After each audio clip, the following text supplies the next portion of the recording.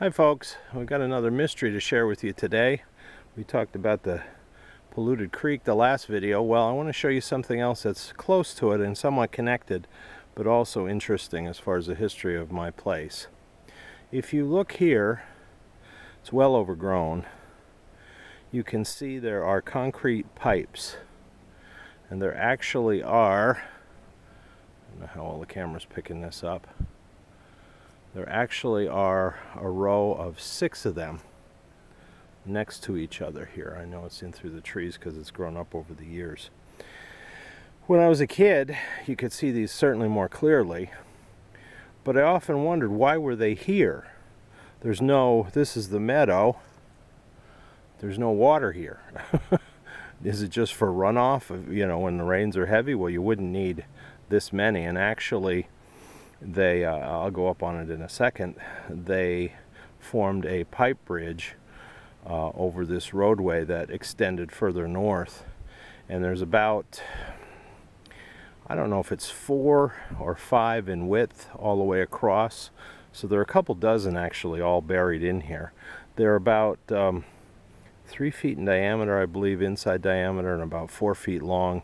Each one of them has the bell housing on this side, as you can see, so that they could be sort of slipped over each other, obviously not by hand because it's all solid concrete, be too heavy, but with heavy equipment they probably could. So and again, all these trees have grown up over the years. I'm waiting till some of them get a little bigger to cut for firewood because they are mostly junk cherry, but they were here, and I didn't know exactly why. Why would you have a dry bridge? It didn't make any sense to me. But somebody explained it to me, a few family stories over the years, that this was actually a replacement bridge for what at one time was a covered bridge, a wooden covered bridge here. Now, I found one old photograph that it was taken from, I think probably up on the hill there. And it shows just on this corner here, the wooden structure, like the right-hand side of the entrance to the bridge. You don't see much of it, but you can tell it's there. What I was told was that was torn down, early 20th century, to use the wood for the coal mines. It was all heavy-duty oak, and they needed that. They wanted that for the coal mines, so they replaced the wood with these concrete pipes, because there was at one time a stream that flowed through here. You can see, obviously, if there was, it's long since silted over.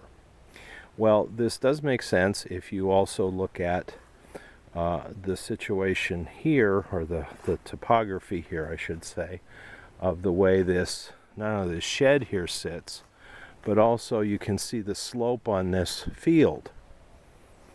I don't know how well the camera's picking that up. It used to be more distinct. It's fading down now. There is a dip down. Well, this was the creek bank here, the higher end, and this lower area is where the creek flowed. Now, the reason that this was all done is, and this is what I'm told, I don't have any direct proof, this is not the original building that was here.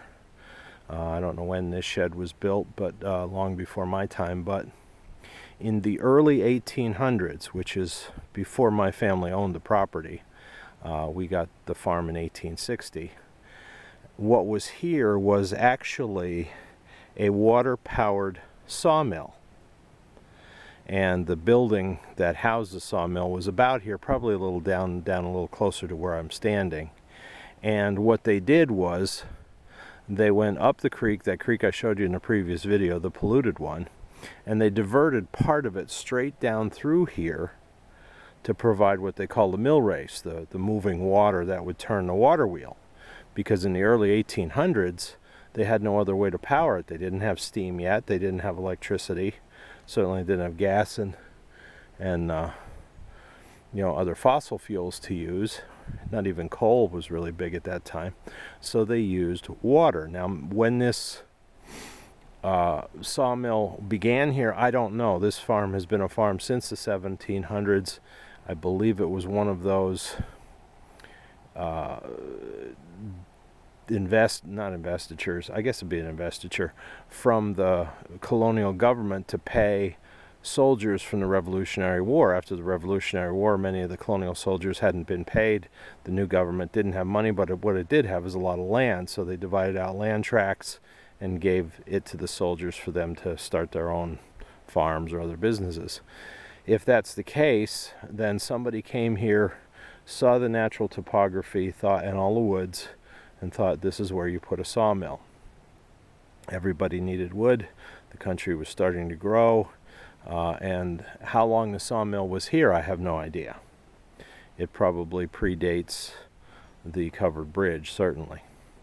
But up through here, and if I can, I'll take you up and show you, there's still the remains of the mill race up there. There's a long, skinny pond, maybe 150 yards in this direction from where I'm standing. We used to skate on it in the wintertime, and there were a few fish in and so on. And then down here, on the other side of where the pipe bridge is here, there is another long pond. Now I'm going to pause, go up on the road, and show you both. So as you can see, now I'm standing up above some of these pipes. You get a better idea of size and depth. And then if you look, there's a roadway out through there. This actually used to be part of the township road, but has been abandoned since the 1980s. I think the township abandoned it and reverted back to us. Before that, it was no longer usable as a through road, and I'll tell you that in a minute. But on this side of the road, the entire structure of what had been this pipe bridge collapsed down. And I'll show you this pond here if I can a bit. I should be able to get an idea of it. If you look there, you can see it's very long, a couple hundred yards down through there, maybe 40, 50 feet wide, 30 feet wide, depending. And this is where the stream, the mill race, would come through from there, come under here. Again, it was a covered bridge or whatever it was even originally. And then the pipes flow under the road and then empty into this long channel. We call it a pond now, but it was actually a channel made by that. And then later it was actually deepened because they dug coal out of it back in the, I guess, 1950s. There was some coal in there, so there weren't any environmental regulations then that would stop them from digging where it was water. So they did deepen it, and it's silted over since. It does have wildlife in it. The herons are in the trees above it, and we've got snakes, frogs, turtles, fish, variety of fish. We used to fish in it when we were kids. We used to put fish in it sometimes when we'd go fishing other places. There was a time when this thing had not only the native minnows, it had catfish, it had bluegills, sunnies, some carp, a decent amount of fish in there. But of course, over time, the snapping turtles and the other waterfowl take their toll. But and then for a while there was some beaver activity on the lower end too as well. So not that the beavers ate the fish, but what I'm saying is this stopped being any kind of workable bridge as far as to channel water after Hurricane Agnes. It just totally undercut this whole side, and it slumped, this side slumped down. The pipes were just stuck together. They weren't glued together. You can see there's still a kind of a channel where they've separated. You can see down, actually even down in there. This part is still intact, and I can drive across here with my lawn tractor and even my pickup. I wouldn't take anything heavier, of course, and so far it's stable. I mean, there's nothing underneath. The pipes aren't going to crack or collapse. They're heavy duty concrete, because back in the day they always overbuilt everything. I've often thought about, if I had the time and the resources and the heavy equipment, to dig them all out and use them for other places around the farm to create other other bridges across streams. But that's each of them. I don't know how much they weigh, but it's far too much for me to handle.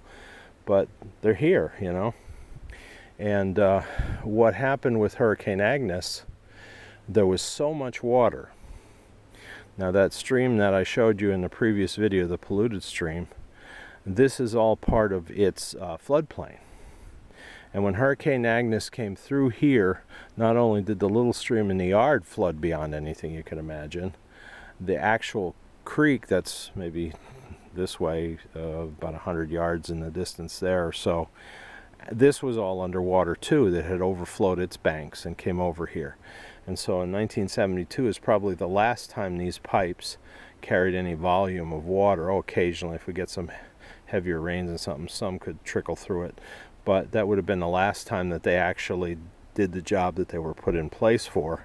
So much so that there was so much water here that, like I said, it just undercut this whole side and dropped them down to make this part of the roadway unusable. I don't know if I can show you anything from down there that might show you better how far down they went. Again, you can see all the moss on top of the pipes. You can see just how big they are. Again, I don't know how old that concrete is. Is it 100 years? Is it, you know, it's before my time. Obviously, there was black and white photography in play when the covered bridge was still here, but I don't know. You know, it's probably going on at least 100 years that these pipes are in place. And so they just sit here. You know, they're doing nothing. They aren't really helping in any way. Years ago when I had a youth soccer team, we used to practice in this field, and I had to put chicken wire over the face of them because every once in a while a kid would kick a ball over this way and they go rolling in through the pipes. So then I have to crawl in and get them back out. But the rain's starting, so I don't know how much longer I can do this. But so this is what is here, and that's the mystery solved, that these were part of a bridge at one time, a bridge that no longer has any water flowing through it and probably will never again unless you artificially create something. And it all had to do with the technology of the early 1800s to be able to put a water-powered, a water wheel-powered sawmill right there. I do have some evidence and some old maps that they've referenced the sawmill here. I can't remember the person's name who had it. So it was definitely here, and I believe it was on that spot. So at any rate, so as you can see, this long channel here, this long pond does go quite a distance.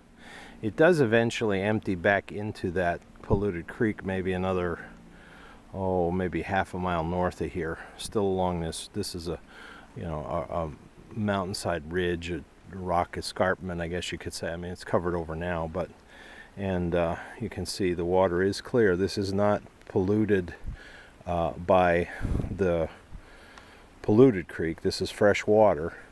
In the summertime, it does scum over quite a bit with algae because it's not flowing quickly.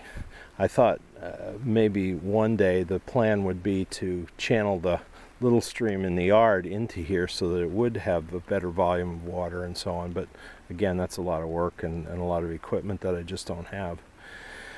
But this was, as I said, widened by coal removal activity. And all of this land through here, you can't tell it now because it's grown back up, it was covered with coal silt. Some of it was probably from this activity, some of it was from that coal breaker that I said was over there, maybe through the trees here, maybe 100 yards just beyond that polluted creek. But it has regenerated itself. When I was a kid, you could see most of the coal silt. The only thing that were growing here were tiny little white birch saplings. The white birch loves the acid soil, and so they came up. But now we've got a huge variety here. We've got hemlock, we've got white pine, we've got soft maple, hard maple, oak, cherry. There's some sassafras in here, birch, gray birch, some white birch still. It's really gorgeous how it's regenerated itself. I still would have loved to have the silt removed and try to get back to the original, the original soil, but that didn't happen. So maybe this is better. I don't know. It's settled it here. But and as you can see, if I look in this distance here a little bit, you can see how much this is lower than where that bridge was. You can see that it did drop down quite a bit. So let's see if I can show you the other pond that was the mill race east, or coming into upstream from where the sawmill was. But this was the discharge side of things, and so this is what remains. Again, I'd love to do more with this. It's a great resource, but it's just tough to do. It's considered now wetland, so you can't really develop it in any way. And it's always got, trees are always falling, branches are always falling off the hillside there. So you've got some of that stuff in there. It makes fishing a bit miserable because you're always getting your line snagged on some submerged log or branches. But the animals love it, and we see sometimes ducks, mallard ducks. Sometimes we see Canadian geese. Like I said, the herons are here. And then, of course, the deer come through here all the time. You can see there are a couple of buck rubs right over in there. There are rabbits here, lots of gray squirrels. I think some of those nests up there could even be gray squirrel nests. I'm not sure. And all kinds of other wildlife. Though the one morning I came out to go hunting close to here, up in here, there was a fox crying. I could hear him. He was just up in here somewhere in the dark. They kind of have this almost like a wildcat growl, but I knew it was a fox. So we have all kinds of wildlife here. We've had coyotes here. We've had, supposedly there's a black bear that will come through here once in a while too. But this is what's left over from actually human activity, believe it or not, from people creating this discharge race for the sawmill, and then also people digging it out, making it wider to extract the good coal that was in here. So here's nature reclaiming itself. All right, let me come back to you if I can. I'll show you the other channel if the rain doesn't get too bad. I have to worry about the camera, so I'll come back to you. Okay, my battery's getting a little low, so I don't know how much I'll have left, but let's see if we can't finish this. This is the mill race on the upper side. As you can see, it goes through the trees there. This is what's left of it, I should say. Pond was a bit bigger when we were kids, or maybe I was just smaller, I don't know. Didn't have all these trees and branches in it, and then it continues over through here towards the meadow. If you look in the distance, you can see the shed where I was down there. So I'm about 150, closer to 200 yards maybe from that shed. So this, as I said, they went upstream as far as they felt they needed to divert part of it. It wasn't the whole creek. It was just a portion of the creek that they felt they needed to get enough volume of water to turn the water wheel. Why would they want extra? Then they don't need flooding either to deal with, because of that. So, and again, you can see the step up here, how much further down this is than the rest of the terrain here. It actually goes up the hill and slopes. And then this would have been just whatever the farm field probably.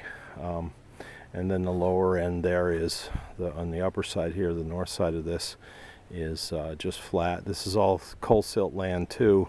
Maybe another 40 yards through the trees directly ahead of me is where that creek is. From the previous video, the polluted creek. And again, as you can see here, it is also regenerating. Now it's not as far along and the trees aren't quite as good as over on the other side, but you can see, sorry, just had to sneeze there for a second. You can see that there is growth here. That's like a paper birch there. We've got a soft maple, I believe that is. We've got some pretty good sized white pines here. I mean, they are just growing up nicely with all this water right here. The roots go down, they got plenty of nourishment. And you can see it's a nice soft area here with all the needles and so on. I've thought about maybe at some point making this like a picnic area, running a path back through here and putting a picnic table. You could sit by the water and eat and watch whatever. There were some fish in here at one time. I don't know if there are any more in here anymore. Nothing major, just like minnows and things. But it's just another spot on the farm. And again, it's still considered wetland, so it really can't be developed. But this is part of what they did technologically in the early 1800s, perhaps late 1700s, in order to be able to produce the wood they needed for construction, for building homes and barns and things like that back in early America. And this is the residue of it, or the remnant of it. And again, the animals love it. I don't know what all may be in here. I haven't spent a lot of time looking, but it's not polluted. It's still it's got more coal silt around it, so it's probably not as pure water as the other side. The other side is also getting some runoff from the hill and that bank that we saw there, so it is a bit more fresh water than this. This is a bit more brackish, but it's still not that polluted water from that creek from the previous video. So it's just part of living out in the country, and I wanted to show you the mystery of the pipes and how they all tie together to the history of not only my family and our farm before us, but also the history of the nation as well. This is what people did in the wilderness in order to make a way, and we're seeing the remnants of it. This again is something that was created by man, not naturally. I mean, it was naturally in the sense that once they diverted part of the creek, the force of the water cut the channel. They didn't have equipment in here to dig, to dig this out. This wasn't dug out by machine. This was natural in that sense, but still it wouldn't have come in this particular path right through here, right out to where the shed was, where the mill was, and so on. So at any rate, thank you for watching. Thank you for supporting us and liking our channel. Thank you for listening to my rambling story here about the pipes and the mill races and the sawmill. Please like, subscribe, follow us, spread the word as we live out here in the country on a shoestring.